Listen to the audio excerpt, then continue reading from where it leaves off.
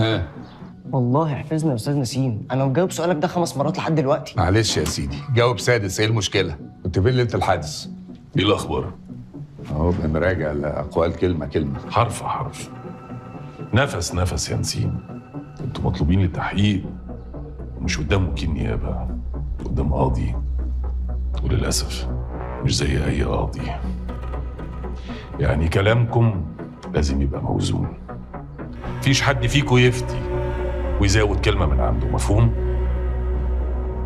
بنحاول يا بدر بيه، بنحاول.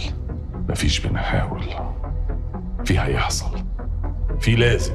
احنا من الصبح والله يا بدر قاعدين مع نسيم بنراجع الاقوال، ما خرجناش من هنا. ومش هتخرجوا، وهعدي عليكم بالليل اسمع بودني وتبلغوا اهاليكم ان انتوا قاعدين هنا لغايه لما القى لها حل.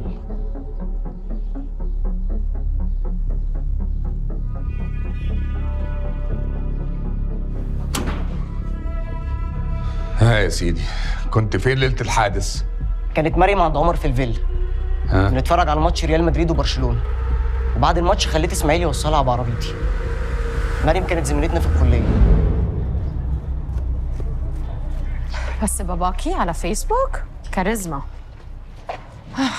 ايه أنا مش قادرة. تعبتي؟ كان نفسي أمي تسمعك، كانت مسكت في زمارة رقبتك. حبيبتي خلود، هي شافت كتير برضو. يعني واحدة يضرب عليها نار بسبب شغل جوزها، دي حاجة او ماي جاد مرعبة صراحة. وإحنا كنا خلصنا يعني؟ ما دينا لسه بنشوفها. يا حبيبتي هيعمل ايه؟ واحدة بتقول له مسامحة اللي قتل بنتها، يعني أكيد هيشك ويبدأ من أول وجديد. لا يشك براحته ويبدأ اللي هو عايزه بقى. أنا بقى احكوا لي الأخبار وأنا في نيويورك. هشرب كوفي، جاية معايا ولا مكملة؟ أكيد هاجي معاك. أو ماي جاد، بصي. اعملي نفسك مش لا واخدة عيب بالك. هاي ازيكم؟ الحمد لله، وانتي؟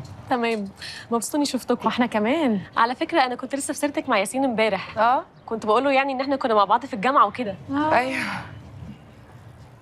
أنا وياسين شغالين مع بعض في مشروع، أنت عارفة؟ نايس. قال لي ربنا معاكم إن شاء الله. إن شاء الله.